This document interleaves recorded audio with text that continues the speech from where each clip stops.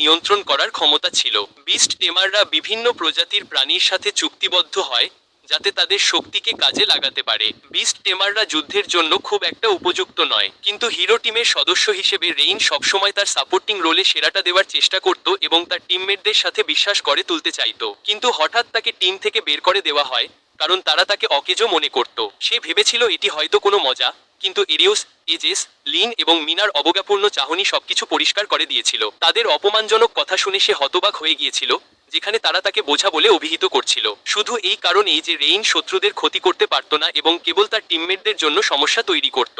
Rain কখনো ভাবেনি যে সবার চোখে সে কেবল একজন অকেজো মানুষ। তার হাত কাঁপছিল, তার মুখমণ্ডল অন্ধকার হয়ে গিয়েছিল এবং সে তার পোশাক খুলে ফেলে তার টিমমেটদের উপহাসের মধ্যে সেখান থেকে চলে যায়। রেইন এক জায়গায় মন খারাপ করে বসে পড়ল এবং ভাবতে লাগলো তার সাথে কি কি ঘটেছে। মিশন চলাকালীন তাকে সবসময় বিচার করা হতো কারণ সে কেবল একজন বিস্ট টেমার ছিল যে অন্য কিছু করতে পারত না। যখন রেইন বুঝতে পারছিল না যে সামনে কি করা উচিত, তখনই একদল শিশু তার চারপাশে জড়ো হয়ে তাকে তার হিরো কাজের কথা জিজ্ঞেস করতে শুরু করে। রেইন তোতলামি করে কোনো উত্তর দিতে পারছিল না, কিন্তু তারা তাকে কাজ করতে দেখার জন্য এতটাই উত্তেজিত ছিল, তাই সে উঠে দাঁড়ালো এবং তাদের দেখানোর জন্য একটি ঈগলের সাথে চুক্তি করলো। এরপর রেইন শুনল যে সাধারণ মানুষের কাছে হিরো গ্রুপের খ্যাতি খুবই খারাপ, কিন্তু শিশুরা রেইনকে বেশি পছন্দ করত কারণ সে সবসময় তাদের সাথে খেলতো এবং তারা সত্যিই একদিন অ্যাডভেঞ্চারার হয়ে অনেক টাকা আয় করতে চেয়েছিল। অ্যাডভেঞ্চারারদের কথা শুনতাই রেইনের মাথায় একটা বুদ্ধি এল। অ্যাডভেঞ্চারাররা হলো সেই মানুষ যারা পারিশ্রমিকের বিনিময়ে কাজ বা কমিশন গ্রহণ করে। দ্রুতই রেইন অ্যাডভেঞ্চারার গিল্ডের দিকে দৌড় দিল। সেখানে তার সাথে দেখা হলো ন্যাটালি নামের এক রিসেপশনিস্টের। সে যখন অ্যাডভেঞ্চারার পরীক্ষার বিষয় ব্যাখ্যা করতে যাচ্ছিল, ঠিক তখনই রেইন জানতে চাইল যে সে কি অ্যাডভেঞ্চারারদের সম্পর্কে বিস্তারিত বলতে পারবে, কারণ এরিওস গ্রুপ সবসময় অ্যাডভেঞ্চারারদের নিচু চোখে দেখত, সেজন্য তাদের সাথে তাদের তেমন কোনো সম্পর্ক ছিল না। রেইনের সিরিয়াসনেস দেখে ন্যাটালি খুব অবাক হলো এবং সে জানালো যে এই প্রাথমিক পরীক্ষার জন্য অনেক প্রার্থী আসছে। এরপর ন্যাটালি রেইনকে সবকিছু বিস্তারিতভাবে ব্যাখ্যা করা শুরু করলো। সে প্রস্তুত এটা দেখার পর সে অ্যাডভেঞ্চারার টেস্টের ব্যাপারে আলোচনা করলো, কিন্তু সে যে একজন বিস্ট টেমার এটা শুনে ন্যাটালি বেশ চিন্তিত হয়ে পড়লো। ভয়ে ভয়ে সে বলল যে সে একা যেতে পারবে না। তার কথাগুলো তার পুরনো সতীর্থদের মতো আবারও তার মনে আঘাত দিল, কিন্তু রেন তার সাহস সঞ্চয় করলো এবং প্রথম টেস্টে হাত পাকালো, যেখানে 10টি গবলিনকে পরাজিত করা এবং 20 বান্ডিল ভেষজ সংগ্রহ করার কাজ ছিল। তার টেমিং দক্ষতা ব্যবহার করে সে দ্রুতই 10টি গবলিন খুঁজে বের করলো এবং এফ র্যাঙ্ক মিশনটি সম্পন্ন করলো। হঠাৎ সে দূর থেকে একটি চিৎকার শুনলো। রেন সেখানে ছুটে গেল এবং দেখলো একটি মেয়ে অ্যাসাসিন টাইগারের দ্বারা পরিবেষ্টিত,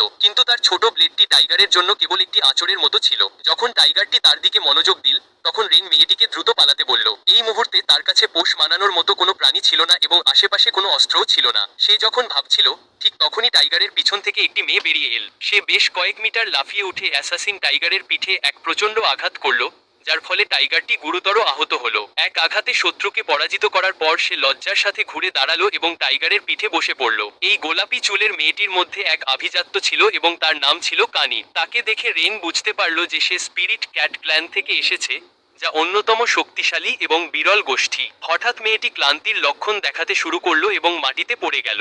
রেন দ্রুত ছুটে গিয়ে তাকে ধরে ফেলল। সে ভাবছিল যে মেয়েটি আহত হয়েছে, কিন্তু অবাক হয়ে সে দেখল, যখন সে তার কানের কাছে ঝুঁকল, তখন শুনল যে সে শুধু ক্ষুধার্ত ছিল। তাই রেন তার খাবার তার সাথে শেয়ার করলো। সে বসে দেখছিল এবং বিশ্বাস করতে পারছিল না যে এটি সত্যি, কারণ স্পিরিট ক্যাট ক্ল্যান বিলুপ্তির পথে বলে শোনা গিয়েছিল। সবচেয়ে শক্তিশালী গোষ্ঠীর সদস্য হয়েও কানিত বলল যে সে অনেকদিন কিছু খায়নি। পেট ভরে খাওয়ার পর সে নিজের পরিচয় দেওয়া শুরু করলো। রেনও নিজের পরিচয় দিল, কিন্তু কানিত অপ্রত্যাশিতভাবে তাকে সংশোধন করে মনে করিয়ে দিল যে শুধু নাম ধরে ডাকতে, মিস বা অন্য কোনো উপাধি দিয়ে ডাকার দরকার নেই। রেন বেশ কৌতূহলী ছিল যে সে এই জঙ্গলে কেন এসেছে। কানিত বলল যে সে অ্যাডভেঞ্চারে বেরিয়েছিল কারণ পাহাড়ের ভেতরের শান্ত জীবন থেকে সে বিরক্ত হয়ে গিয়েছিল। তাই সে অ্যাডভেঞ্চারে বেরিয়ে পড়ল এবং রেনের সাথে তার দেখা হলো, যেন এটি তার ভাগ্যের লিখন ছিল। সবার আগে সে তাকে তার জীবন কাহিনী বলতে বলল। রেন বুঝতে পারছিল না যে নিজের গল্প বলার সময় সে কেন সবসময় অস্বস্তিবোধ করে, কিন্তু তবুও সে কানিতকে সবকিছু বলতে পেরেছিল। তার হিরো গ্রুপ থেকে বের করে দেওয়ার গল্প শুনে কানিত রেনের পক্ষ নিয়ে খুব রেগে গিয়েছিল। সে কানিথের কাছে খুব কৃতজ্ঞ ছিল যে সে তাকে বুঝতে পারছিল। যদিও যারা তাকে বের করে দিয়েছিল তাদের উপর কানিত খুব বিরক্ত ছিল, কিন্তু রেনের কিছু যায় আসে না বলে সেও বিষয়টা ছেড়ে দিল।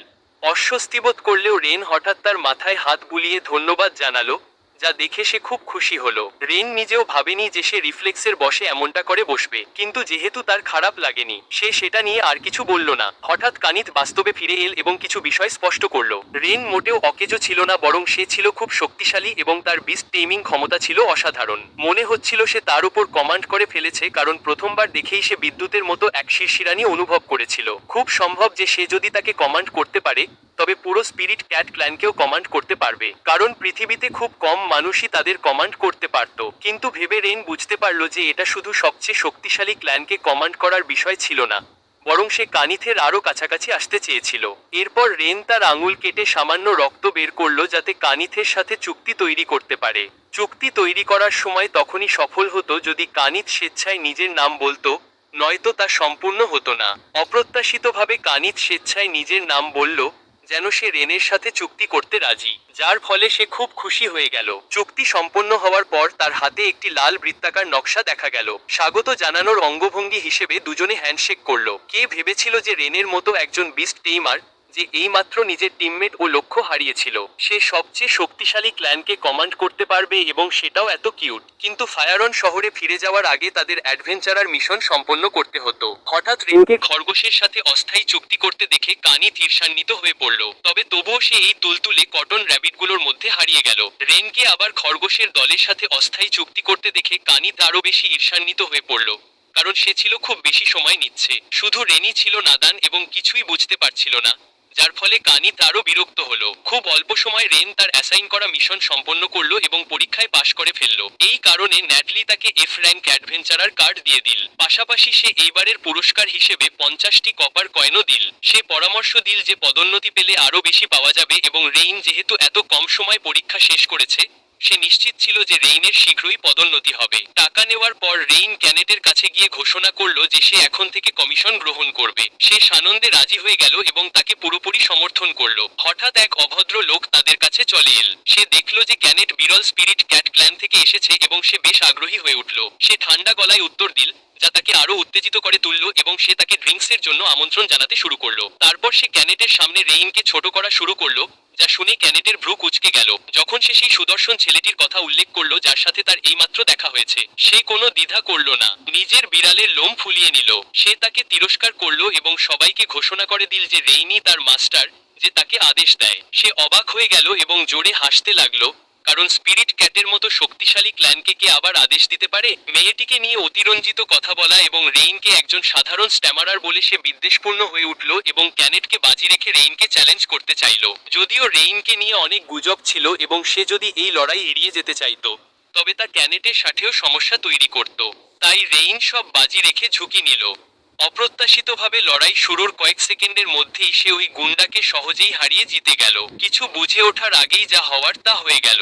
অন্যদিকে লোকটা তার হাত ধরে ব্যথায় চিৎকার করতে লাগলো। ন্যাটালি চিৎকার শুনে তাড়াতাড়ি বাইরে এল এবং দেখল যে সেই একই ঝামেলা সৃষ্টিকারী লোক, যে সম্প্রতি গিল্ডকে বিরক্ত করছিল। সে রেইনের কাছে লোকটির আচরণের জন্য ক্ষমা চাইল এবং উল্লেখ করলো যে গিল্ড তার অ্যাডভেঞ্চারার স্ট্যাটাস বাতিল করার কথা ভাবছে। কথা শেষ করার আগেই লোকটি ন্যাটালির স্কার্ট ধরে ফেলল, তাই ন্যাটালি তাকে একটি মূল্যবান শিক্ষা দিল। তার সাথে বোঝাপড়া করার পর ন্যাটালির মনোভাব 180 ডিগ্রি বদলে গেল এবং সে রেইনকে জিজ্ঞেস করলো যে কেন অ্যাডভেঞ্চারার পরীক্ষার সময় সে সবচেয়ে শক্তিশালী ক্ল্যানগুলোর একটির সাথে চুক্তি করে নিয়েছিল। ন্যাটালির জেরার মুখে দুজনেই ভয় পেয়ে গেল এবং দ্রুত তাকে সরি বলে দিল। এটি দেখে মনে হলো সে একটু বেশিই করে ফেলেছে। ন্যাটালি অতিরিক্ত মজা করার জন্য দুঃখ প্রকাশ করলো এবং দুজনকে বিদায় জানিয়ে বাকি কাজ সামলাতে চলে গেল। ভাবনার সাগরে রেইন বুঝতে পারছিল না যে তার মধ্যে এত শক্তি কোথা থেকে এল যা ওই লোকটিকে হারাতে সাহায্য করলো। ক্যানেট তাকে বুঝিয়ে বলল যে সে তার মতো শক্তিশালী ক্ল্যানের সাথে চুক্তি করেছে। সেও একটি পাওয়ার আপগ্রেড পেয়েছিল যা স্পিরিট ক্যাট ক্ল্যানের সমান ছিল। এটা শুনে রেইন খুব অবাক হয়েছিল, কারণ তার হোমটাউনে কেউ কখনো শক্তিশালী ক্ল্যানের সাথে চুক্তি করেনি। এছাড়াও ক্যানেট খুব খুশি ছিল যে সে আগে তার সুরক্ষার জন্য দাঁড়িয়ে লড়াই করেছিল, যার ফলে তরুণ ছেলেটি লজ্জা পেয়ে কথা বলার শক্তি হারিয়ে ফেলেছিল। এরপর তারা তাদের নির্ধারিত মিশনে বেরিয়ে পড়ল। ক্যানেট ভাবছিল যে অ্যাডভেঞ্চারারদের হয়তো বিশাল তলোয়ার চালাতে হয় অথবা বন্দি রাজকন্যাদের উদ্ধার করতে হয়, কিন্তু এটা ছিল শুধুমাত্র ভেষজ উদ্ভিদ সংগ্রহ করার কাজ। রেইন ব্যাখ্যা করল যে যেহেতু সে একজন এফ র্যাঙ্ক অ্যাডভেঞ্চারার, অর্থাৎ সবচেয়ে নিচু স্তরের, তাই সে শুধুমাত্র সাধারণ কাজই পেতে পারে। এটা শুনে ক্যানেটও তার মানসিক অবস্থা ঠিক করলো এবং তাকে সাহায্য করার চেষ্টা করলো। অপ্রত্যাশিতভাবে সেই খরগোশগুলো যাদের সাথে সে অস্থায়ী চুক্তি করেছিল তারা ইতিমধ্যে তার কাজ শেষ করে ফেলেছিল, যার ফলে ক্যানেট বিভ্রান্ত হয়ে পড়ল। সে তাদের প্রতারণার দায় অভিযুক্ত করতে লাগলো এবং হতাশ ছিল যে রেইনের ফ্যামিলিয়ার হওয়া সত্ত্বেও সে তার জন্য কিছুই করতে পারছিল না। হঠাৎ সেই সময় সে দূর থেকে চিৎকার শুনতে পেল, তাই তারা দুজনেই সেই দিকে দৌড়ে গেল। সেখানে একদল বিশাল এবং ভয়ঙ্কর চেহারার মানুষ এক বৃদ্ধকে ঘিরে ধরে অত্যাচার করছিল। ক্যানেটের অ্যাডভেঞ্চার জ্ঞান অনুযায়ী তারা ছিল ব্ল্যাক ফ্যাং ব্যান্ডিট গ্রুপ, যাদের সদস্য সংখ্যা 100-র বেশি। তারা খুবই নিষ্ঠুর এবং অনৈতিক ছিল, তারা সবসময় খারাপ কাজ করত, তারা খুব বিপজ্জনক প্রতিপক্ষও ছিল। তাই সে রেইনকে পরামর্শ দিল যে তাদের কি সাহায্য ডাকা উচিত, কিন্তু রেইন ভাবল যে হাতে আর সময় নেই, এখনই কিছু একটা করতে হবে। রেইনের এই সাহস দেখে ক্যানেট খুব গর্বিত বোধ করছিল। সে তাকে বৃদ্ধ লোকটিকে রক্ষা করার দায়িত্ব দিল, অন্যদিকে সে বাকিদের সামলাবে। কথা শেষ করার সাথে সাথেই তারা দুজনেই ঝড়ের গতিতে এগিয়ে গেল এবং একে সবাইকে নকআউট করতে লাগলো। হঠাৎ ক্যানেট রেইনের কথা ভাবছিল এবং খুব উদ্বিগ্ন বোধ করছিল যে রেইন যখন তার সাথে চুক্তি করলো যা শক্তিশালী ক্ল্যানের স্পিরিট ক্যাট ছিল, তখন ক্ষমতা পাওয়ার পর সে কি নিজেকে আঘাত করে ফেলবে? ফ্যামিলিয়ার হিসেবে কি তার সামনে দাঁড়িয়ে লড়াই করা উচিত নয়? সেটা কি আরো ভালো হতো না? কিন্তু রেইন সবসময় সামনে দাঁড়িয়ে তার সুরক্ষা করত। প্রতিবার তার লড়াই করার ভঙ্গি দেখে সে তার থেকে চোখ সরাতে পারত না এবং তার হৃদস্পন্দন বেড়ে যেত।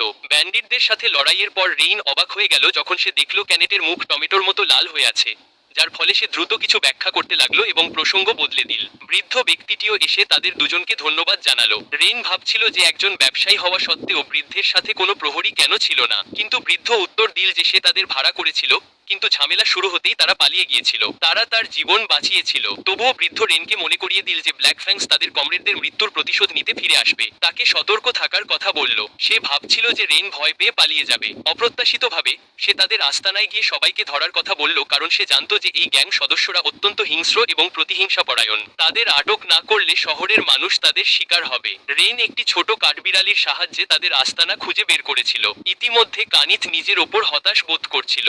এত পরিচিত অবস্থানে থাকার পরেও সে কিছুই করতে পারছিল না। এই বলে সে আবার আশাবাদী হয়ে উঠল এবং রেনের পরিকল্পনার কথা জানতে চাইল। তার পরিকল্পনা ছিল